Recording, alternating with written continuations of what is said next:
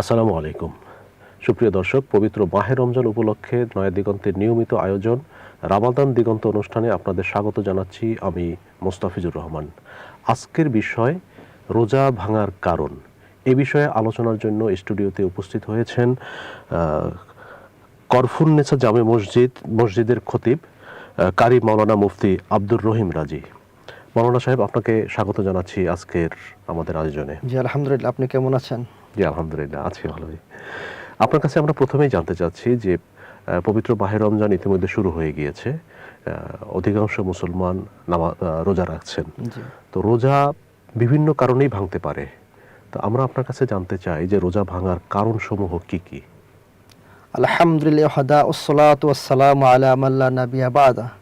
যে মুহতারাম, আপনি চমৎকার একটি বিষয় উত্থাপিত করেছেন। রোজা ভঙ্গের অনেকগুলো কারণ রয়েছে, যে কারণগুলো সকলের জানা আবশ্যক। কারণ যদি জানা না থাকে, ওই কারণগুলো থেকে একটা কারণ হয়ে গেলে রোজা ভেঙে যাবে। এই কারণগুলো আমাদের প্রত্যেকের জানা জরুরি। প্রথম কারণ হলো রোজা রাখা। রোজা কাকে বলে আগে বলি, তাহলে আমরা সহজে বুঝতে পারবো। সিয়াম বা রোজা বলা হয় সুবহে সাদেক থেকে নিয়ে সূর্যাস্ত পর্যন্ত সকল ধরনের খানা পিনা এবং স্ত্রী সম্ভোগ থেকে বেঁচে থাকাকে সিয়াম বলা হয়। এই তিনটা হলো মূল কারণ। যদি এই তিনটা কারণে কোনো একটা কারণ ঘটে যায়, রোজা ভেঙে যাবে। যেমন কোনো ব্যক্তি রোজা রাখার পরে ইচ্ছাকৃত খানা খেলো, অথবা পানাহার করলো, অথবা স্ত্রী সম্ভোগ করলো, তার রোজা ভেঙে যাবে। এই তিনটা কারণ কোরআন থেকে নেওয়া যেতে পারে।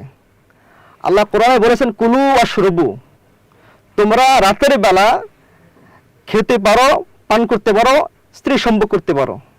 এর থেকে বোঝা যায় দিনের বেলা রোজা রাখা অবস্থায় তিনটা কাজ করা যাবে না। এই তিনটা হলো কোরআন থেকে নেওয়া, আর বাকি আরো 10টি কারণ হাদিস থেকে নেওয়া হয়েছে। এর মধ্যে একটি হলো ইচ্ছাকৃতভাবে বীর্যস্খলন করা, বীর্যপাত করা।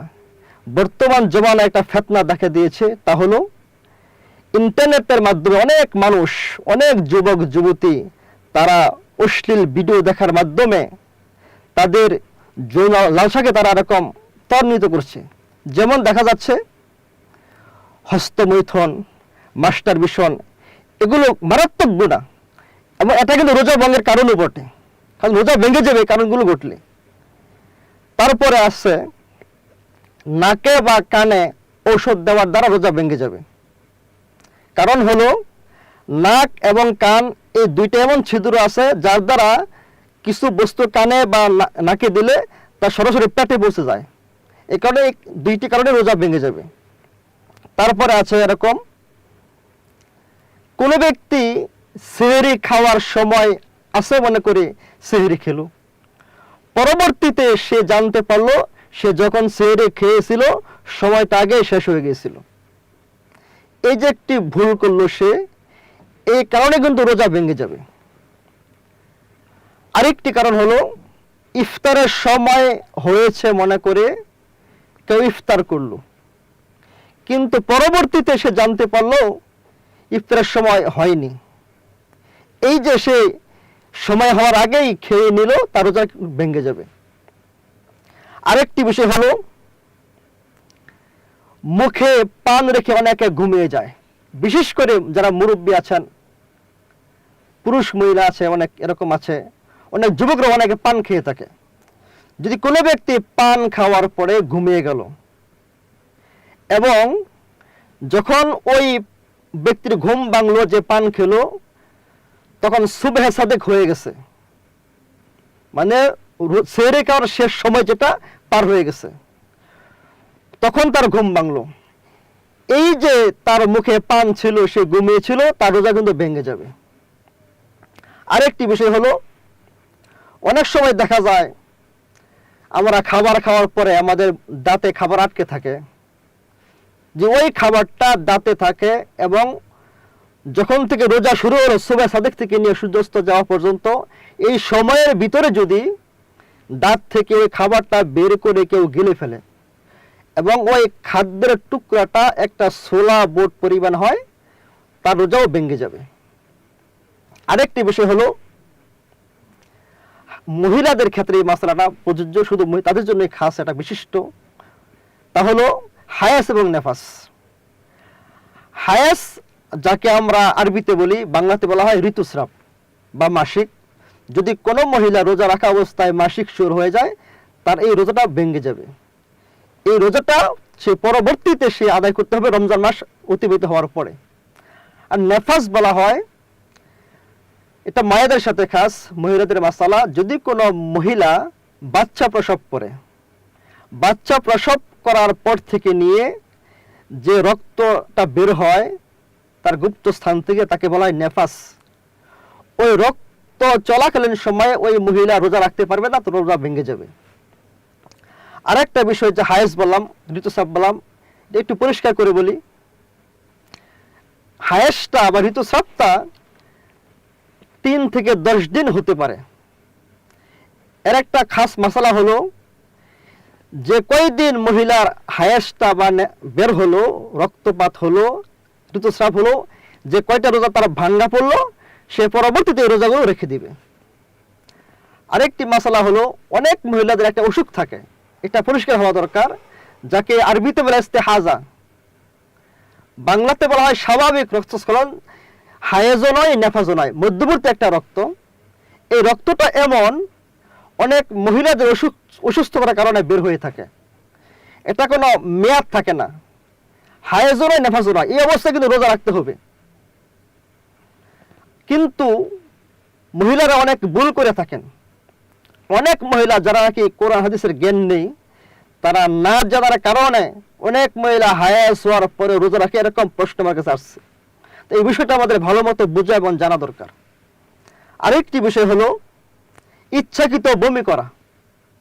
যদি কোনো ব্যক্তি রোজা রাখার পরেও ইচ্ছাকৃত বমি করে, তার রোজা কিন্তু ভেঙে যাবে। কিন্তু অনিচ্ছাকৃতভাবে যদি রোজা রাখে, সেক্ষেত্রে অনিচ্ছাকৃতভাবে বমি আসলে রোজা ভাঙবে না। তবে যদি কোনো ব্যক্তি অনিচ্ছাকৃত বমি আসছে এবং এই কারণে তার শরীর দুর্বল হয়ে যায়, রোজা রাখতে কষ্ট হয়, তার রোজা রাখা মাকরুহ হবে। তা কিছু বিষয় এমন আরো আমাদের জানা দরকার। এখানে তো আরেকটা বিষয় বমির ক্ষেত্রে, যে বমি আসলো, বমি করলো না, কিন্তু বমিটা ভেতরে নিয়ে নিল, খেয়ে ফেললো, আবার এতে রোজা ভেঙে যাবে। এটা জরুরি বিষয় যে আপনি উত্থাপিত করেছেন। যদি কোনো ব্যক্তি বমি আসলো, মুখে রেখে দিল এবং সে গিলে ফেললো, তার রোজাটা ভেঙে যাবে। তাহলে কি মানে পরে আবার একটা রোজা রাখলে হবে, নাকি 60টা রোজা রাখতে হবে? এটা একটা গুরুত্বপূর্ণ বিষয় উত্থাপিত করেছেন। শুধুমাত্র 4টা বিষয়ের দ্বারা রোজা ভেঙে ফেলে কাফারা ওয়াজিব হয়, আর বাকিগুলোতে শুধুমাত্র কাজা রাখতে হয়। 4টে বিষয় আগে বলি। কোনো ব্যক্তি রোজা রাখলো, সেহরি খেলো, নিয়ত করলো, কোনো কারণবশত এমনিতেই সে রোজাটা ভেঙে ফেললো খাওয়ার মাধ্যমে। দ্বিতীয়ত, সে এমনিতে পানি পান করলো, এটাও কাজা কাফারা করতে হবে। তৃতীয়ত, ইচ্ছাকৃতভাবে নারী সম্ভোগ করলো, এতেও কিন্তু কাজা কাফারা উভয়টা ওয়াজিব হবে। আরেকটি হলো 4 নম্বরে কাফারা ওয়াজিব, যেটা সেটা হলো কোনো ব্যক্তি বৈধ কোনো কাজ করলো, মনে করলো রোজাটা ভেঙে গেছে, যেরকম মাথায় তেল দিল, রোজাটা ভাঙবে না, এটা বৈধ একটা কাজ। সে রোজা ভেঙেছে মনে করে খেয়ে নিল বা পান করলো, তার রোজাটা ভেঙে যাবে। আর কিছু বিষয় এমন আছে যে বিষয়গুলোতে রোজা ভাঙে না, মাকরু হয় না, অথচ অনেকে মনে করে যে রোজা ভেঙে গেছে। যেমন কোনো ব্যক্তি রোজা রাখার পরে ভুলে খেয়ে নিল, যে পেট পুরে পেট বেরো সে খায়, তারপরেও তার রোজা ভাঙবে না। তবে যদি সে মনে করে আমার রোজা ভেঙে গেছে, পরে সে খায়, তাহলে তার রোজা ভেঙে যাবে এবং তার জন্য কাজা শুধু ওয়াজিব হবে। এগুলো মোটামুটি রোজা ভঙ্গের কারণ সমূহ। আচ্ছা, এই যে রক্ত বের হয়ে যাওয়া শরীর থেকে, জি, শরীর থেকে রক্ত বের করা, যে অনেকে রক্ত দান করে বা ইনজেকশন দিয়ে রক্ত টেনে নেওয়া হয়, এতে রোজা ভাঙবে না, তবে রোজা মাকরু হবে। আরেকটা বিষয় হলো, নাকে অনেকে ইনসুলিন ব্যবহার করে, যাদের শ্বাসকষ্ট রয়েছে, এতে কিন্তু রোজা ভেঙে যাবে। কোনো কারণে যদি শরীর থেকে অটোমেটিকলি রক্ত বের হয়ে যায়, রোজা ভাঙবে না। অ্যাক্সিডেন্ট, মানে দুর্ঘটনাবশত রক্ত বের হয়ে যায়, তখন কি রোজা ভেঙে যাবে? জি না, রোজা ভাঙবে না তখন। আচ্ছা, আবার শরীর থেকে পুজ বের হলে রোজা ভাঙবে না। আচ্ছা আচ্ছা, তার মানে আমরা অনেক ক্ষেত্রে দেখা যায় যে মানে ধরে নেই যে রক্ত বের হচ্ছে মানে রোজা ভেঙে গেছে। আসলে এরকম অনেকে মনে করে, মনে মানে ওযু ভেঙে যাবে। জি, ওযু ভাঙবে, শুধু ওযু ভাঙবে আর কি। আচ্ছা আচ্ছা, কাফারাটা বলছেন আপনি, কাফারাটা কি? কাফার পরিমাণটা, যদি কোনো ব্যক্তি রোজা রাখার পরে ইচ্ছাকৃতভাবে রোজা ছেড়ে দেয়, কোনো কারণ ছাড়াই, অসুস্থ না, এমনিতেই খামখেয়ালি ভাবে রোজা ছেড়ে দিল, ওই ব্যক্তিকে কাজা কাফফারা উভয়টা আদায় করতে হয়। কাজা তো হলো একটার পরিবর্তে একটা, আর কাফফারা হলো যদি কয়েকটা রোজা সে ইচ্ছাকৃত ভেঙে ফেলে, কাফফারা কিন্তু একটাই হবে। কাফফারা হলো একাধারে 60টি রোজা রাখতে হবে। জরিমানা একটা অনেক কঠিন একটা দায়িত্ব। শুধুমাত্র মেয়েদের ক্ষেত্রে একটু ছাড় দেওয়া আছে, যেহেতু মেয়েদের মাসিক হয়, ঋতুস্রাব হতে পারে, এই কারণে তারা 60টি রোজা একটু ভেঙে রাখতে পারবে। কিন্তু পুরুষ মানুষ যদি কোনো রোজা ইচ্ছাকৃত ছেড়ে দেয়, তার কঠিন একটা জরিমানা, এক টানা একাধারে 60টা রোজা রাখতে হবে। যদি 59টা রেখেও সে ভেঙে ফেলে, এই 59টা রোজা বিফলে যাবে, আবার লাগাতার 60টা রাখতে হবে। ও তার মানে রোজা রাখার সময়, মানে এই রমজানের মধ্যে রোজা রাখাটা আমাদের জন্য সবচেয়ে জরুরি আছে। অবশ্যই কোনোভাবে এটা ছেড়ে দেওয়া মানেই হচ্ছে যে আমি একটা বিপদগ্রস্ত হয়ে যাব অবশ্যই থেকে। কত বড় বিপদ! একটা হাদিসের মধ্যে আসছে, যদি কোনো ব্যক্তি রমজান একটা রোজা ইচ্ছাকৃতভাবে ছেড়ে দেয়, তার সারা জীবনের রোজা ধারা একটি রোজার সমকক্ষ সে হতে পারবে না। এবং রমজানের যে সওয়াবটা, একটা নেকি করলে সেখানে 70 থেকে 700 গুণ পর্যন্ত বৃদ্ধি করে দেওয়া, রোজা না রাখলে তো আমরা মনে হয় সেই সওয়াবের ভাগীও হতে পারছি না। জি না, কখনো না। তাহলে আমাদের মানে ক্ষতিটা চতুর্দিকের আর কি। অবশ্যই অবশ্যই রোজা রাখতেই হবে, কোনো ছাড় দেওয়া যাবে না। শুধু ছাড় এতটুকু আছে, কোরআন থেকে যদি বলি, আল্লাহ তাআলা বলেছেন, যে ব্যক্তি এমন অসুস্থ রোজা রাখলে তার অসুস্থতা বেড়ে যাবে বা মৃত্যু পথযাত্রী হতে হবে, তখন রোজা ছাড়া যাবে। আরেকটা হলো যে ব্যক্তি মুসাফির, এক্ষেত্রে মনে হয় যে ডাক্তারের পরামর্শ, অবশ্যই ডাক্তারের পরামর্শ জরুরি, এবং বিজ্ঞ দিনদার ডাক্তার তাকে পরামর্শ দিতে হবে এই বিষয়ে। আরেকটা হলো যে ব্যক্তি মুসাফির, শরীয়তের পরিভাষায় মুসাফির বলা হয় যে ব্যক্তি নিজের স্থান থেকে, যেখানে সে সবসময় বসবাস করে, ওই স্থান থেকে 40 মাইল অথবা 77 কিলোমিটার সফর করার যে নিয়ত করে, তাকে মুসাফির বলা হয়। ওই ব্যক্তিও সফর অবস্থায় যাতায়াতের পথে সে রোজা না রাখার অনুমতি আছে। আরেকটি হলো যে ব্যক্তি এমন অসুস্থ যার রোজা রাখার কোনো সামর্থ্য নাই, সুস্থ হওয়ার সম্ভাবনা নাই, ওই ব্যক্তি রোজা না রেখে তার পরিবর্তে ফিদিয়া দিতে পারে। ফিদিয়া পরিমাণটা হলো, যেরকম একটা ঘোষণা হয়ে থাকে সরকারিভাবে যে 120 টাকা প্রতি রোজা ফেতরা পরিমাণ। এই ফেতরাটা হলো ফিদিয়া, অর্থাৎ প্রতি রোজার বিনিময়ে 120 টাকা দিতে হবে। যে ব্যক্তি রোজা রাখার সামর্থ্য রাখে না, এমন সুস্থ সম্ভাবনাও নাই, ওই ব্যক্তি শুধু ফিদিয়া দিতে পারবে। আল্লাহ তাআলা কোনো ছাড় দিয়ে রোজা ফরজ করেছেন, জুলুম করেন নাই। তারপরে আল্লাহর পক্ষ থেকে রোজাটাকে চাপায়া দেওয়া হয়নি। জি না, চাপায়া দেওয়া হয় নাই। আল্লাহ তাআলা রোজাটা দিয়েছেন বান্দা থেকে, যেন বান্দা আল্লাহর বন্ধু হতে পারে, মুত্তাকি হতে পারে। এটা বান্দার ভালোর জন্য আল্লাহ রোজা দিয়েছেন, এক কথা, যেন বান্দা আল্লাহর প্রিয় ওলি হতে পারে, মুত্তাকি হতে পারে। আচ্ছা, অনেকে আরেকটা অভ্যাস আছে যে রোজা রেখে সে দেখা যায় যে এই রোজার কারণে দুর্বল হয়ে যাবে বা অসুস্থ হয়ে পড়তে পারে, এরকম একটা অজানা একটা মনের ভয় থেকে সে সারাদিন বসে থাকে কিংবা শুয়ে থাকে, ঘুমায়। এর দ্বারা আসলে রোজার কোনো ক্ষতি হতে পারে কিনা? এতে রোজা মাকরুহ হবে যদি সে ইচ্ছাকৃতভাবে নিজের কষ্ট সে বলে বেড়ায়, হাই হুতাশ করে, এতে রোজা মাকরুহ হবে। এরকম করা উচিত না, এতে রোজা ভাঙবে। আরেকটা বিষয় হলো, এটা বলে রাখি, যদি কোনো ব্যক্তি অসুস্থতা ভয়ে একটু পানি গায়ে ডালে, তাহলে কিন্তু মাকরুহ হবে না। আরেকটি বলে অনেকে মনে করেন যে থুতু খেলে বুঝি রোজা ভেঙে যাবে।